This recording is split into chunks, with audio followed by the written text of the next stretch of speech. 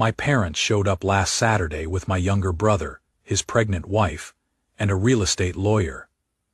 They wanted me to sign over my house to my brother.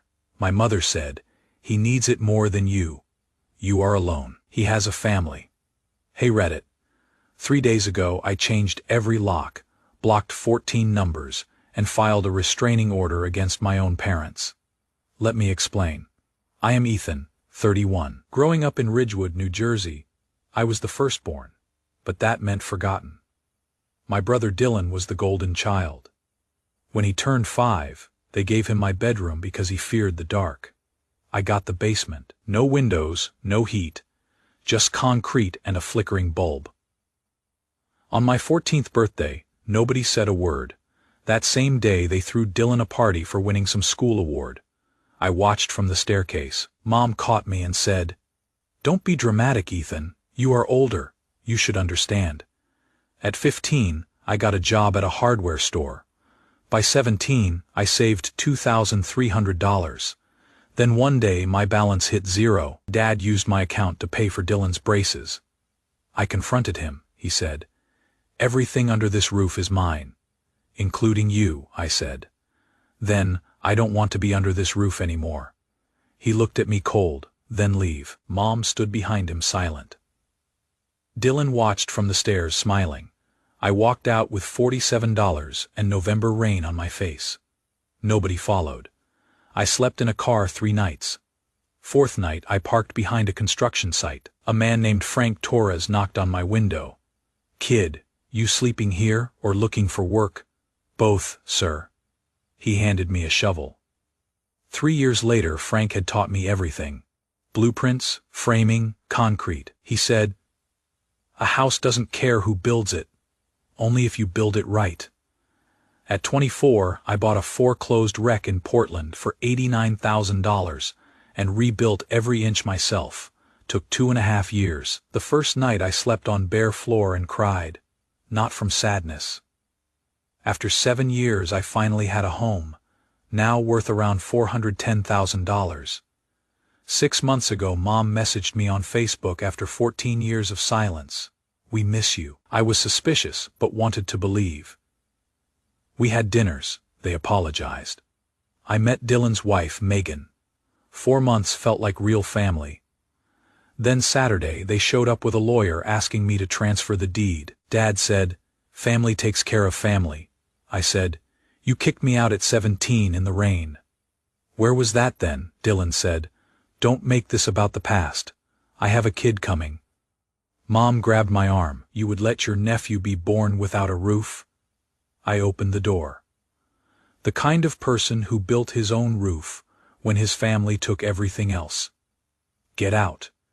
That night, I changed locks and did research. Dylan filed bankruptcy 3 months ago. They got evicted.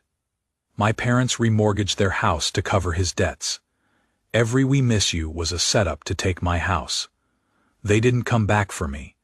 They came back for my house. That hurts worse than being kicked out. At least back then they were honest about not wanting me. "My phone will not stop," one relative said. "You would let a baby suffer over pride?"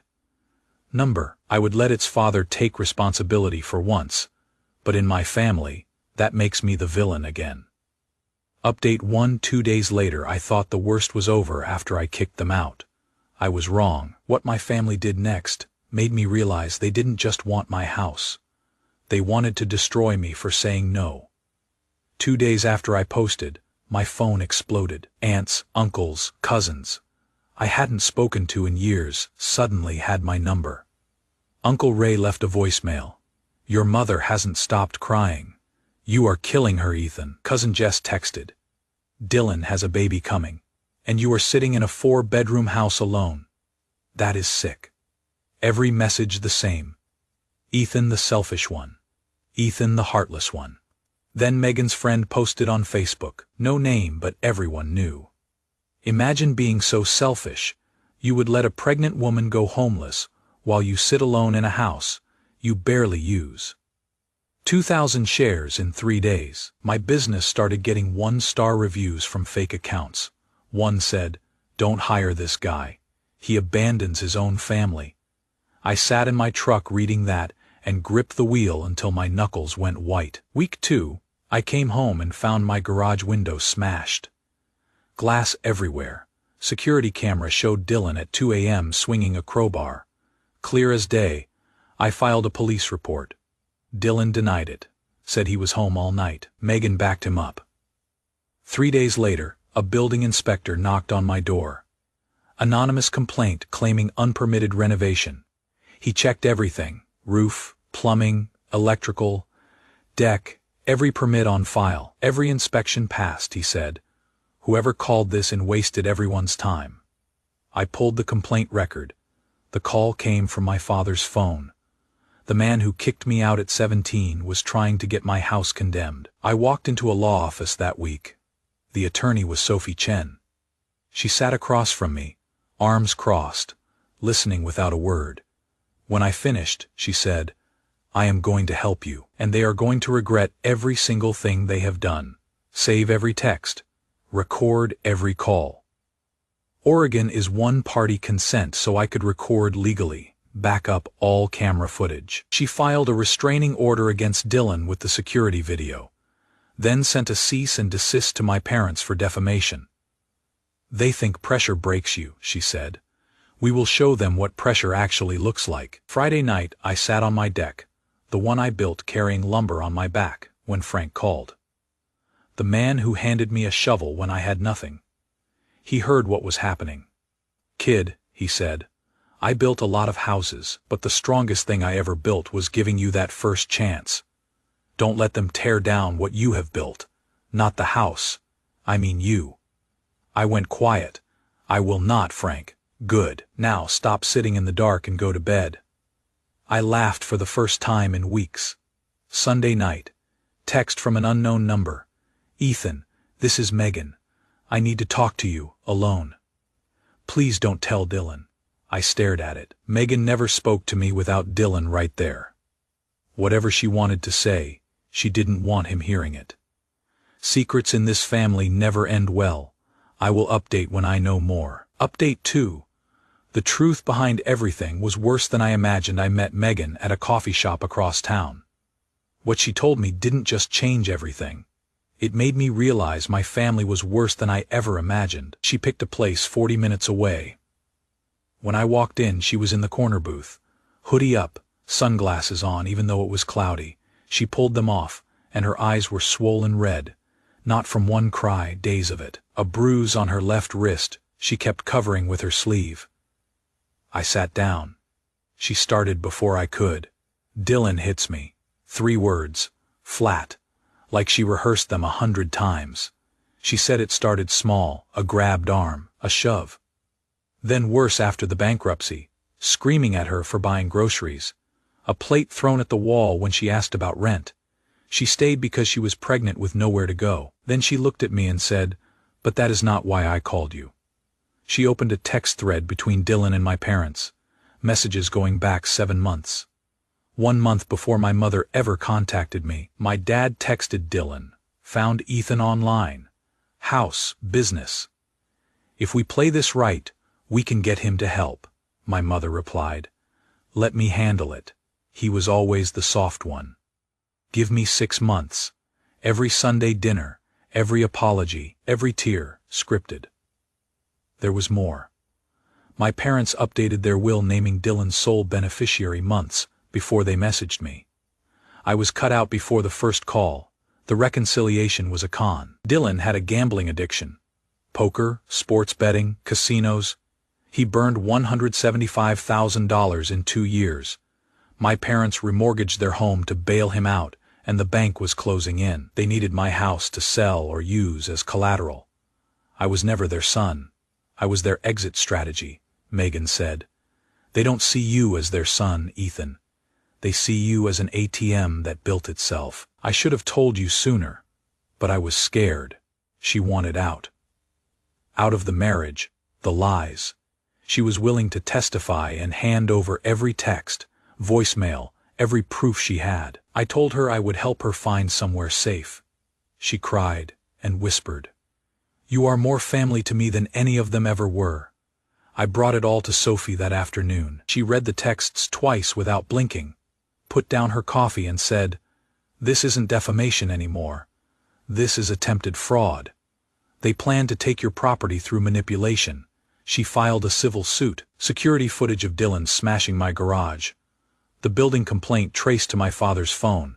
Social media defamation.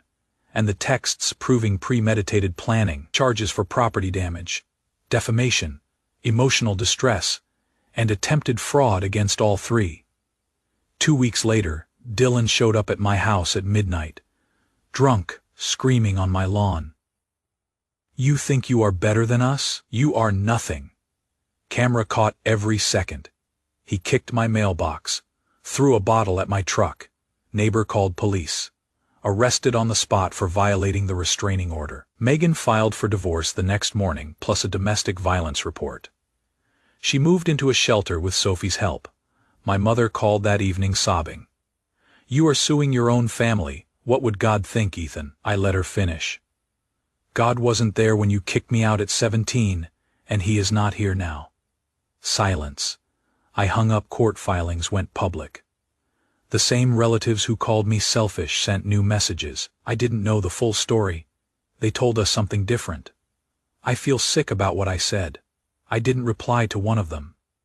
That night, I sat in my living room. No television, no music. I looked at the floor. I laid plank by plank. Walls I painted 3 coats. The deck where I once slept on bare wood, too tired to walk inside. Every nail in this house has my blood on it. Not because I was careless, because I built it when my hands were still cracked from sleeping in the cold, and they wanted me to hand it over. Like it was nothing. Like I was nothing. Again, court is next month. Sophie says we are strong, but I don't care about winning. I just want them to sit there and hear, under oath, everything they did. I want it on the record, because 14 years ago nobody believed me when I said they threw me away. This time there will be proof. Final update: 3 months later, the case is over. My father collapsed in the courtroom. My mother tried to hug me after the verdict. And my brother, he is in jail. But the thing that broke me the most, none of that. It was a letter from someone I never expected to hear from. 3 months have passed since I walked out of that mediation room. 3 months since I stopped being the doormat. Today, I am writing this from a hotel room 2 blocks from the courthouse, where my family's lies finally caught up with them. I wore a suit, navy blue tailored. Sophie picked it out. She said I needed to look like someone who had already won before I even walked in. She was right. When I stepped into that courtroom, I wasn't the scared kid who got kicked out at 18 anymore. I was the man who built himself from nothing, and I was there to collect. My parents sat across the aisle with Dylan between them. Mom was already crying before the judge even entered, dabbing her eyes with a tissue like she was the victim in all this. Dad stared at the table, jaw clenched. That same look he always had when one of us disappointed him. Except this time, it wasn't directed at me. Dylan sat rigid, hands folded, trying to look remorseful. He wasn't, I could tell. I grew up with him. I know what his fake face looks like. The hearing started at 9 a.m. By 9:15, my lawyer had already presented the text messages. The entire plan, laid out in black and white. Dylan to Mom, he is too soft to say no if you cry enough. Mom to Dylan, give me 6 months. I will get him to trust us again. Dad to Mom, make sure he puts both our names on the deed before he figures it out. I watched the judge's face as she read them. Her expression didn't change, but I saw her grip the paper a little tighter. That is when I knew we had won. At 9:45, they showed the security footage. Dylan smashing my truck window with a crowbar. Dylan standing in my driveway at 11 p.m., violating the restraining order, screaming about how I was a selfish bastard who abandoned his family. The timestamp was clear. The footage was clear. There was no way to spin it. Then came Megan, Dylan's ex. She walked to the stand in a simple black dress, no makeup, looking terrified. My lawyer asked her one question. Did Dylan ever discuss plans to take Ethan's property? She nodded. He said his parents deserved it more. that Ethan owed them for raising him. He said they were going to teach him a lesson about family loyalty. Her voice cracked on the word loyalty, but she kept going. He showed me texts from his mom. She called Ethan. The soft one. Said he had cave if they pressured him enough. I didn't look at my mother when Megan said that, but Sophie, sitting next to me, squeezed my hand so hard, I thought she'd break my fingers. The moment that broke everything, it came at 10:30. My lawyer stood up, holding a printed text message, and read it aloud. Your Honor. This message was sent from Patricia Chen, the defendant's mother, to Dylan Chen, 2 weeks before she re-established contact with her son. It reads, "Don't worry, I will get him to trust us again. He has always been the soft one. Give me 6 months." The courtroom went silent. Even the court reporter stopped typing for a second. I heard my mother gasp behind me, a sharp intake of breath, like she had been slapped. I didn't turn around. I didn't flinch. But something inside me, something I didn't even know was still alive, finally died. It was the last tiny piece of hope that maybe, just maybe, some part of her had actually loved me. That text killed it. Clean final. At 10:47, my father stood up. He didn't ask permission. He just rose from his seat, face red, mouth open like he was about to shout something, and then he clutched his chest. His knees buckled. He hit the floor hard, and the whole room erupted. My mother screamed. Dylan jumped up. Bailiffs rushed over. Someone called 911.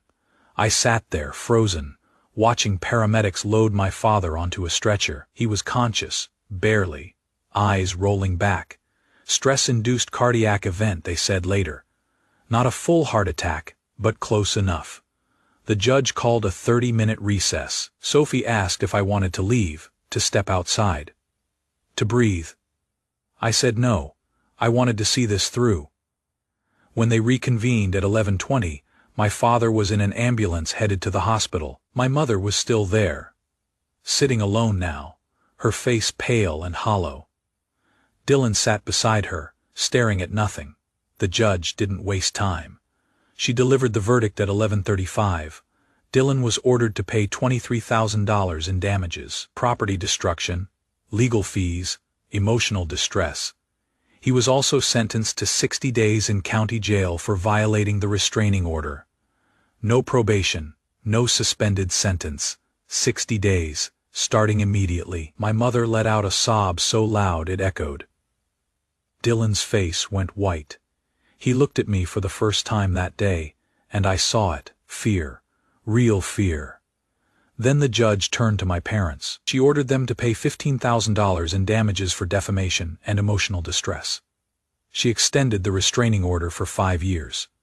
5 years where none of them could come within 500 feet of me, my home, or my workplace. 5 years of silence.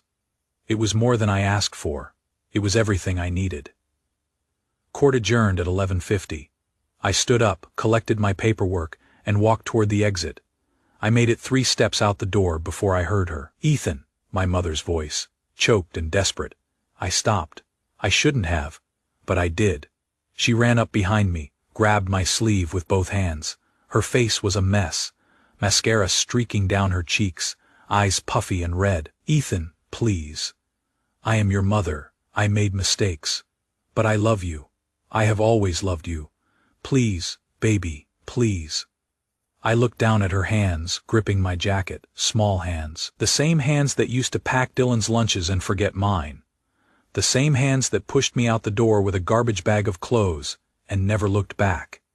I gently pulled her fingers away, one by one, and stepped back. "No, you didn't," I said quietly. "You loved the idea of having 2 sons, but you only ever saw one. I was just the spare. And when the spare became useful, you came back. That is not love, Mom. That is inventory management." She collapsed. Right there on the courthouse steps, knees hitting the concrete, hands covering her face, sobbing so hard her whole body shook. People walked past, staring. I stood there for 5 seconds, maybe 10, then I turned and walked away. I didn't look back. Not once. Sophie drove us home. I sat in the passenger seat, staring out the window, feeling nothing. Not relief, not anger, just empty. We didn't talk. She knew I needed silence. When we got back to the apartment, I sat on the couch and she brought me tea. I didn't drink it. I just held the cup, feeling the warmth, and stared at the wall. 2 weeks later, I got a letter, handwritten. The return address said Ridgewood, New Jersey. My parents' town. My stomach dropped.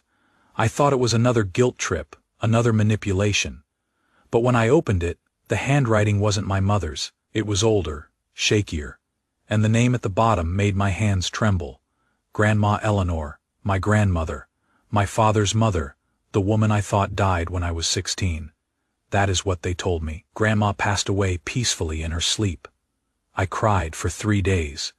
She was the only one who ever stood up for me. The only one who told my parents they were wrong, and now, holding this letter, I realized they lied. She wasn't dead. They cut her off, and they told her I ran away. I read the letter 3 times before I could process it. My dearest Ethan, I have spent 14 years believing you vanished. They told me you ran away and wanted nothing to do with us. I only learned the truth last week when your court case made the local paper. I am 83 years old. I don't have much time left, but I have something that belongs to you, your grandfather's house. I put it in your name the day you were born. They never knew. Please come home. Not to them, to me, love, Grandma L. I sat on the floor and cried, real, ugly, broken crying. Sophie found me there 20 minutes later, holding the letter, shaking. She read it over my shoulder and whispered, Go see her. I drove to Ridgewood the next day, 6-hour drive. I didn't tell anyone. Not my parents, not Dylan. Just me, the highway, and a lifetime of questions. When I pulled up to my grandparents' old house, my heart was pounding so hard I thought I had passed out. The house looked the same. Same white fence, same rose bushes, same porch swing, and standing there, gripping the doorframe with one frail hand, was her, Grandma Eleanor. 83 years old, hair completely white, face lined with age. But her eyes, those same sharp, loving eyes, were exactly as I remembered. She saw me. Her mouth opened. Her hand flew to her chest, and she whispered, There you are. I walked up those steps like I was 20 years younger. Like I was a kid again, coming home from school. I stopped in front of her, and for a moment, we just stared at each other. Then she reached up, cupped my face in her hands, and said, My boy, my sweet boy, you came back. I broke completely. I wrapped my arms around her and sobbed into her shoulder like I was 8 years old. She held me, patting my back, whispering, I know. I am here now, I am here. We sat on that porch for 3 hours. She told me everything. How my parents told her I would run off. How they refused to let her contact me. How she tried for years, and they threatened to cut her off completely if she kept looking. How she only found out the truth when a neighbor showed her a newspaper article about the court case. How she has been living in that house alone, waiting, hoping I would come back someday. And then she handed me a deed. The house, 3 bedrooms, 2 bathrooms, a backyard with an old oak tree, paid off. In my name since the day I was born. My grandfather set it up in his will, and my grandmother made sure it stayed that way. My parents never knew. They couldn't touch it. It was mine. Always had been. I am writing this from that house now. Grandma's asleep in her room. I am sitting in the kitchen where she used to make me pancakes when I visited as a kid. The same kitchen table, the same creaky floorboards. It smells like lavender and old books and home. Real home, not the one I was thrown out of. The one I was always supposed to have. I won the court case. I got my money. I got my restraining order. But that is not what saved me. It was this letter, this house, this woman who never stopped loving me, even when she thought I was gone. I didn't just win. I found the family I thought I lost. And it was never them. It was her. It was always her. Grandma's doing well. We have coffee every morning. I am fixing up the house, repainting the fence, planting new roses. Sophie visited last weekend. Grandma loved her, said she has got good sense and a strong spine, high praise. I haven't heard from my parents or Dylan since the courthouse. The restraining order's holding. And honestly, I don't miss them. Not even a little. I am home. Finally, really home.